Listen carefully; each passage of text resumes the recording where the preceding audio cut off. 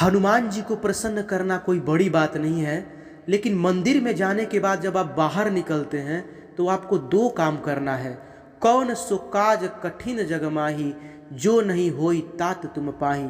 सुंदर कांड की इस दिव्य शक्तिशाली चौपाई को आपको रोज सुनना है, लेकिन जब आप शनिवार और मंगलवार को हनुमान मंदिर जाते हैं और जब आप बाहर निकलते हैं तो आप दो काम जरूर कीजिएगा।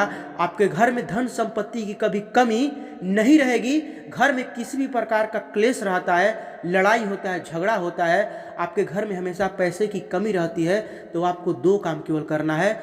शनिवार और मंगलवार को आपको सबसे पहले तो मंदिर जाना है।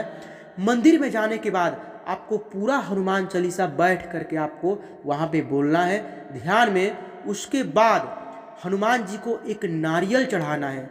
नारियल चढ़ाने के बाद हनुमान जी की मूर्ति के नीचे जो सिंदूर है उसको अपने मस्तक से लगा लेना है, और मस्तक से लगाने के बाद हनुमान जी को उनका प्रिय गुड़ और चना उनको प्रसाद स्वरूप चढ़ाना है। उसके बाद चुपचाप आपको ध्यान में बैठ जाना है। कौन सुकाज कठिन जग माही, जो नहीं होई तात तुम पाही। हनुमान जी तो राम के सेवक हैं, हनुमान जी खुश तो भगवान राम भी खुश।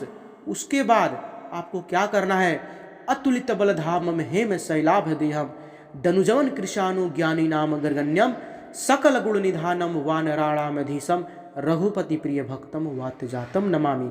भगवान तो भाव के भूखे होते हैं। भगवान क्या देखते हैं, भक्त का भाव भगवान देखते हैं। जब आप मंदिर से बाहर निकल रहे हैं तो जो आप गुड़ और चने का प्रसाद हनुमान जी को चढ़ाए हैं ना, उस प्रसाद को मंदिर से बाहर निकलने के बाद छोटे छोटे बच्चों में 11 बच्चे गिन करके आपको ध्यान देना है। 11 नहीं तो 5, कम से कम 5 नहीं तो 11 बच्चों को उस प्रसाद को, उस गुड़ और चने को थोड़ा थोड़ा करके दे देना है। वो जो बांटने से जो वहाँ से ऑरा निकलता है वो आपके घर को भर देता है, घर को धन संपत्ति से भर देता है।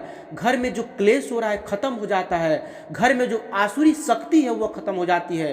हनुमान जी के पैर के नीचे से जो सिंदूर आप मस्तक पर लगाते हैं, उसके बाद जब आप अपने घर में प्रवेश करते हैं तो घर में जो आसुरी शक्ति है, जो निगेटिव एनर्जी है, वो दूर दूर तक भाग जाती है। और घर से जो निगेटिव एनर्जी दूर भागती है तो घर के सारे संकट खत्म हो जाते हैं, क्योंकि घर में जो आपके घर में जो आसुरी शक्ति बैठी है ना, वही आपके माथे पर बैठ जाती है और आपका बुद्धि फेर देती है और आपका दिमाग पलट जाता है। घर में बिना बात का आप लड़ाई करना शुरू कर देते हैं। पैसा आता है लेकिन पैसा टिकता नहीं है।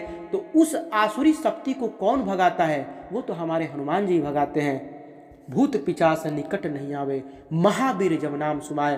तो यहाँ पे जब हनुमान जी के पैर से निकला हुआ सिंदूर जब अपने माथे पर आप लगाते हैं तो घर में एक भी भूत प्रेत आसुरी शक्ति का छाया नहीं रह जाता है।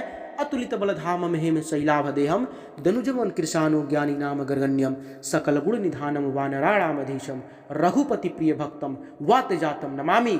हमारे हनुमान जी राम जी के सेवक हैं, और सेवक को जब आप पूजा करते हैं ना, हनुमान जी तो मिलेंगे ही, भगवान राम भी मिल जाएंगे। घर में किसी प्रकार का क्लेश नहीं रहेगा। हर शनिवार और मंगलवार को आप मंदिर जाना मत भूलिए। वहाँ जा करके आपको जाने से पहले अपना हाथ पैर धो लेना है। मंदिर में प्रवेश करने से पहले धोने के बाद आपको परिक्रमा करना है। परिक्रमा करके हनुमान चालीसा का पाठ कीजिए, नारियल चढ़ाइए, गुड़ और चना चढ़ाइए और प्रणाम कीजिए। मस्तक को पटक दीजिए हनुमान जी के मूर्ति के सामने और उनका सिंदूर अपने माथे से लगा लीजिए। घर की सारी आसुरी शक्तियाँ, सारी निगेटिव एनर्जी आपको देख करके भाग जाएंगी। आपका बुद्धि बदल जाएगा, आपके अंदर से जलन, ईर्ष्या, क्रोध, मोह खत्म हो जाएगा। पैसा आएगा भी और पैसा टिकेगा भी। पैसा अचानक से आपको कहीं ना कहीं मिल जाएगा। आप देखिएगा आपका काम बन जाएगा।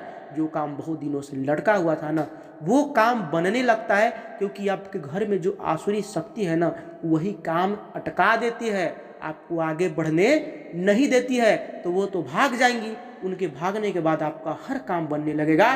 तो बोलो सियावर रामचंद्र की जय, बोलो हनुमान की जय।